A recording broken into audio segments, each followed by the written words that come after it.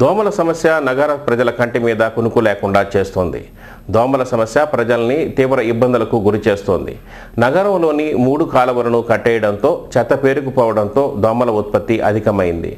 దోమల నివారణకు చర్యలు చేపట్టాలని స్థానిక ప్రజలు అధికారులని కోరుతున్నారు.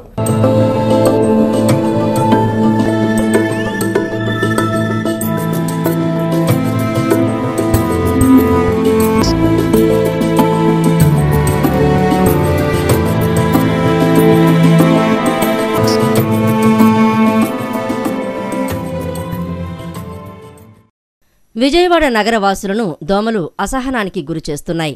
దోమల సమస్య కారణంగా ప్రజలు పలు వ్యాధుల బారిన పడుతున్నారు.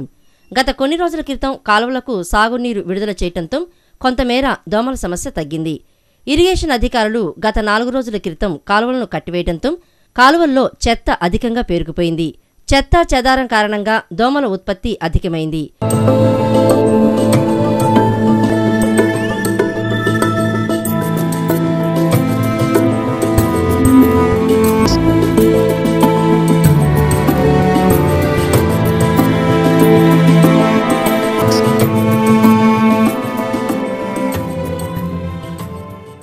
శివారు ప్రాంతాల్లో పారిశుద్ధ్యం లోపం కారణంగా వాంబే కాలనీ, కండ్రిక, మధురానగర్ తదితర ప్రాంతాల్లో ఈ సమస్య జటిలంగా ఉంది.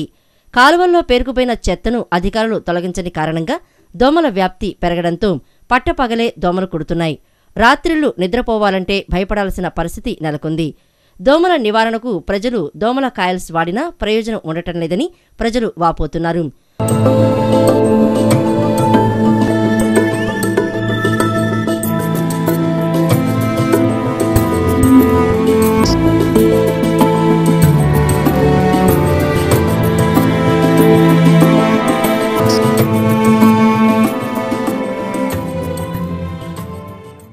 దోమల వలన వ్యాధుల బారిన పడుతున్నామని ఆవేదన వ్యక్తం చేస్తున్నారు. దోమల నివారణకు అధికారులు చర్యలు తీసుకోవాలని కోరుతున్నారు. నగర ప్రజలని దోమలు కంటి మీద కునుకు లేకుండా చేస్తున్నాయి. ముఖ్యంగా చూసుకుంటే నగరంలోని ఏలూరు కాలువ, బందరు కాలువ, అలాగే రైల్వేస్ కాలువలు ఈ 3 కాలువలు కట్టివేయడం కారణంగా దోమల ఉధృతి తీవ్రంగా పెరగడంతో నగర ప్రజలు రాత్రులు నిద్రపోయేందుకు కూడా చాలా ఇబ్బందులు పడుతున్నారు. ఈ దోమల కారణంగా వందలాది రూపాయలు ప్రతి నెలకి వెచ్చించాల్సిన పరిస్థితి ఏర్పడుతుంది అంటున్నారు. అలాగే మనతో పాటు కొంతమంది మహిళలు ఉన్నారు. ఈ దోమల ఉధృతి వల్ల వారు పడుతున్న బాధలు వారి మాటలోనే మనం తెలుసుకుందాం. అమ్మ, మీరు చెప్పండి, ఏ విధంగా బాధలు పడుతున్నారు? అసలే తిండి సరిగ్గా లేక రక్తహీనతో బాధపడుతున్నాము. కనీసం ఈ రక్తం కూడా ఉండనీయకుండా దోమలన్నీ తాగేస్తున్నాయి. దోమలతో మేము చాలా ఇబ్బందులు పడుతున్నాం. ఈ కాలువలు శుభ్రం చేయట్లేదు, దోమల మందు కొట్టే ప్రయత్నాలు చేయట్లేదు. ఈ ప్రభుత్వాలు ఎంతసేపు సీట్లు, ఓట్ల కోసం చూస్తున్నాయి కానీ ప్రజల గురించి ఏమీ ఆలోచన, అవగాహన ఏం లేకుండా ఉంది. అన్ని రేట్లు పెంచేశారు. నానా అవస్థలతో మేము బాధలు పడుతున్నాం. దోమల మంది ఇన్నాళ్ళు కొట్టేవాళ్ళు నాన్న ఒక్కరు కనిపించట్లేదు. చస్తున్నాం ఇసురుకోలేక, కొట్టుకోలేక. నాయన ఎప్పుడో 40 సంవత్సరాల నేర్చిన నాయన ఇక్కడ నేను. నాకు 100 సంవత్సరాలు వెళ్ళిపోయినాయి తండ్రి, జనం కనపడలే.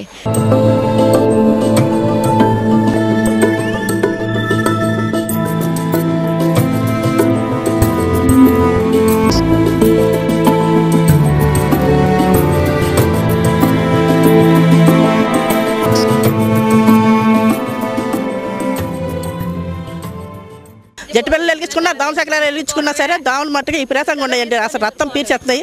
దానివల్ల బోధకాలు వస్తాము, మలేరియా జ్వరాలు, చికెన్ గున్యా అన్నీ వస్తున్నాయండి. అసలు చెత్తలు తీస్తున్నారు కానీ దోమల మందు కొడతారు. చెత్తలు తీస్తున్నారు, ఎక్కడెక్కడ పెడితే అట్లా వదిలేసేస్తున్నారు. కానీ దోమల మందు కొట్టట్లేదు. ఇంటింటికి వచ్చి దోమల మందు కొట్టాలని. ఉండేదే పేదోళ్ళమి. ఆ బ్రతుకొచ్చి మళ్ళీ మందులు పోసుకుంటే ఏం బ్రతుకుతాము? అన్నీ పెరిగిపోయి ఏం కొనుక్కొని తింటాం. మాలాంటి ముసలోళ్ళు కూడా చాకరీ చేసుకుంటేనే బ్రతుకుతాను, అంతే కదా. చాకరీకి వెళ్తేనే మా కడుపు నిండేది బాబు. ఇంకా అందులో రోగాలు, దోమల ఉధృతి కారణంగా ముఖ్యంగా మలేరియా, బోధకాలు, డయేరియా ఎన్ని ముఖ్యమైన పలు రకాల వ్యాధులు వస్తున్నాయి. అది మా గోడు పట్టించుకోవట్లేదు. ఇవి ముఖ్యంగా చూసుకునే గతంలో ఈ ప్రాంతాల్లో ఫాగింగ్ చేసేవాళ్ళు, అలాంటి ఫాగింగ్ కూడా చేయట్లేదు. కాలువలో ఎక్కడికక్కడ చెత్త పెరిగిపోతుంది. దీనివల్ల దోమలు వస్తున్నాయి. దీనివల్ల ఆ వ్యాధుల బారిన పడుతున్నాము. అధికారులు ఎప్పటికైనా పట్టించుకొని దోమల నివారణకు చర్యలు తీసుకోవాలని కోరుతున్నారు. కెమెరామెన్ ఆలితో సల్మాన్ రాజ్, సిటీ న్యూస్.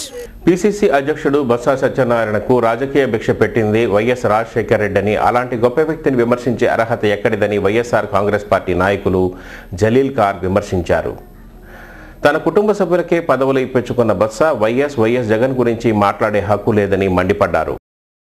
వన్టౌన్లోని తన కార్యాలయంలో ఏర్పాటు చేసిన విలేకరుల సమావేశంలో వైఎస్సార్ కాంగ్రెస్ పార్టీ నాయకులు జలీల్ ఖాన్ మాట్లాడుతూ పీసీసీ అధ్యక్షుడు బొత్స సత్యనారాయణ విజయనగరంలో మద్యం మాఫియా నడుపుతున్నారని ఆరోపించారు. బినామీలతో షాపులు తీసుకుని కోట్ల రూపాయల సొమ్ము ఆర్జించారని తెలిపారు. బొత్స తన కుటుంబ సభ్యులకే పదవులు ఇప్పించుకుని పార్టీలోని వారికి అన్యాయం చేశారని విమర్శించారు. బొత్సకు రాజకీయ భిక్ష పెట్టిన వైఎస్ను విమర్శించే అర్హత ఎక్కడిదని ప్రశ్నించారు. వైఎస్ జగన్పై అనుచిత వ్యాఖ్యలు చేస్తే కార్యకర్తలు చూస్తూ ఊరుకోరని హెచ్చరించారు. కేవలం ఈరోజు వైఎస్ఆర్ కాంగ్రెస్ పార్టీకి ప్రజల్లో లభిస్తున్న ఆదరణని దృష్టిలో పెట్టుకొని ఈ కార్యకర్తలు నాయకులు ఎక్కడ వలస వెళ్ళిపోతారనే భయంతో ఇప్పటికే ఎమ్మెల్యేలు వెళ్ళిపోయారు, ఎంపీలు వెళ్తానికి సిద్ధం అవుతున్నారు, మంత్రులు కొంతమంది వెళ్తానికి సిద్ధం అవుతున్నారు. కార్యకర్తలు నాయకులు అయితే దాదాపు 75% ఈరోజు జగన్మోహన్ రెడ్డి గారి నాయకత్వంలో పనిచేస్తానికి ఇప్పటికే వచ్చేసి ఉన్నారు. మిగతా 25% కూడా ఉంటారా లేదా అని భయపడి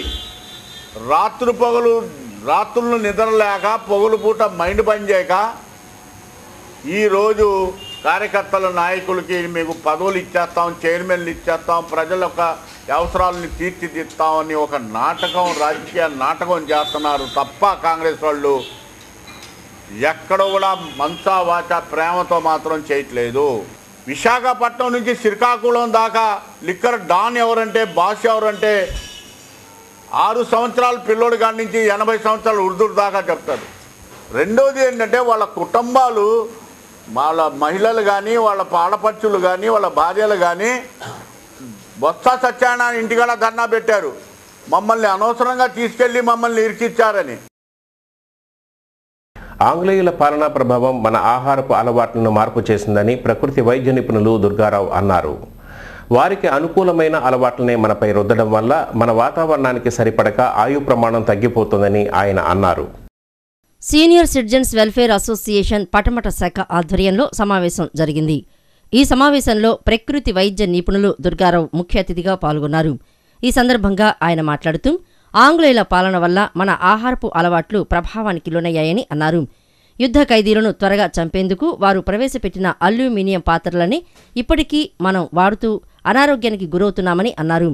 దీనివల్ల ఆయు ప్రమాణం తగ్గిపోతుందని ఆయన వివరించారు. ఆంగ్లేయులు తమ వాతావరణానికి అనుగుణంగా వారు ఆహారాన్ని అతి కొద్దిగా పలుమార్లు తీసుకుంటారని, మన ఉష్ణ వాతావరణానికి కడుపు నిండా భోజనం చేసినా అరిగిపోతుందని ఆయన తెలియజేశారు. అలాగే నీరు తీసుకునే సమయంలో కూడా తీసుకోవాల్సిన జాగ్రత్తల గురించి దుర్గారావు వివరించారు. మీరు ఇప్పటికే చూడండి, యుద్ధ ఖైదీలకి జైళ్లలో ఉండే వాళ్ళకి ఏముంటాయండి, అల్యూమినియం పాత్రలో వంట, అల్యూమినియం పాత్ర. ఎందుకంటే మనకు 2 రకాల పాయిజన్స్ ఉంటాయండి, speed poison, slow poison. Aluminium పాత్రలో ఉడికించిన, అల్యూమినియం పాత్రలో భుజించిన, అల్యూమినియం పాత్రలో నిలవబెట్టిన అది స్లో విషతుల్యం అవుతుంది కదండి. అది తెలుసుకుంటుంటే 48 రకాల అనారోగ్యాలు వస్తున్నాయి కదండి.